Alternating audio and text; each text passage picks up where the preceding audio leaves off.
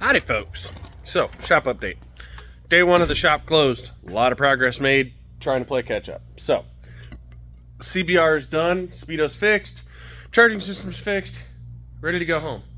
Selfish is out of the box. Air shifter box is over there. I'm going to wire that in tomorrow. Make sure it works. Ready to go home. The nitrous bike.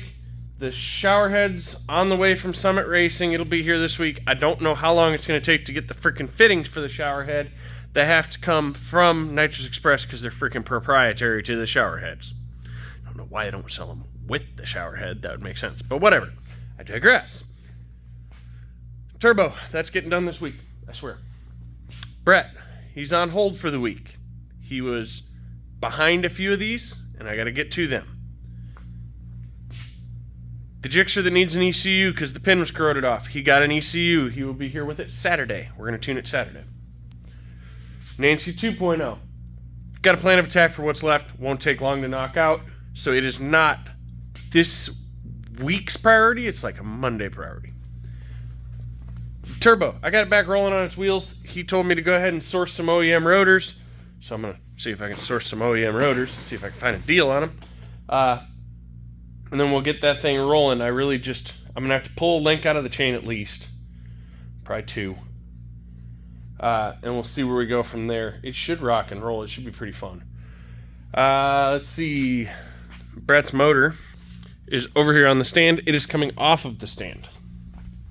So, Scotty's dealing with the project over here that's not a ring tune business. Motor is almost out of this girl. I got to pull the header, I got to pop the chain off, and then I can just drop the bullet out, and it's going back on the run stand. I'm going to pull the head, see what's going on with it. The Gixxer, this is warranty repair on the engine. There was an assembly error. It is what it is. Assembly error or a bad part, I'm not entirely sure. Either way, it's warranty. I'm dealing with it. I'll get it knocked out. So that motor's out to get pulled apart. Any repairs needed done to ensure that the build is still in one piece, good to go. So priorities. The priorities are 4 motors. The 1441, that Gixxer, but before those, Forest's motor and this ZX14 motor need to get done. So I'm going to gung-holio them motherfuckers. Then I got to go get that Gixxer out of storage and get the fairings on it because he is actually getting out of prison. So that'll be nice. I put this girl up on the dyno and started pulling the fuel pump apart. So I've got the new fuel filter on there, but this is what was in the tank. It was bad. It was among the worst I've ever seen, actually. I can't get you my flashlight because my phone's dying, but it's not a good situation in there. So I gotta get... Dang it, that's gonna send the compressor into haywire mode all night. I've got to get some concentrated vinegar and flush that tank out and get it down to bare metal before I put that in there. Otherwise, I'll be doing filter a week. I'm also, now that I've seen what was in there, going to pull his injectors and clean them because I guarantee they're just as freaking bad. That is the unfortunate part of storing bikes. It's bad for them. Don't do that. So if you see like a 2008 model with about 1,000 miles, walk away. It's not worth it. It's a piece of shit. If you see early gen, like a Gen 1 with like 2,000 miles on it, 3,000, 4,000, even 5,000 miles on it. Unless you know who stored it, had the knowledge to store it appropriately, walk away. Because you're going to be more money into that than you'd ever be into a freaking new bike. It's ridiculous. Like, this is ridiculous. It's $50 to change that filter. It's not a big deal. But then you got the tank cleaning. I'm going to have 2 hours into cleaning this tank.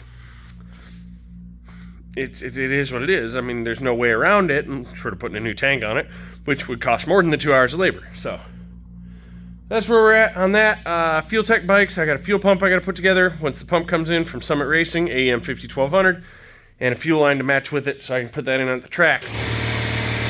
Told you about the air compressor. Step outside. I got to do some stuff out here anyway.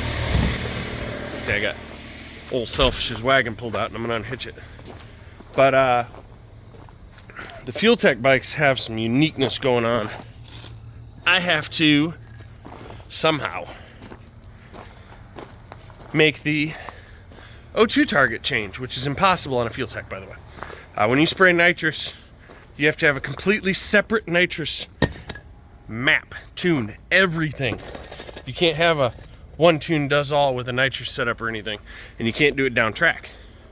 So you have to leave on nitrous. Otherwise you're screwed. If you don't leave the line on nitrous, your tune doesn't work. That's the way freaking Fuel Tech works. So you can't decide halfway through a motor pass that you want to spray it. So we have a workaround. It's a weird workaround.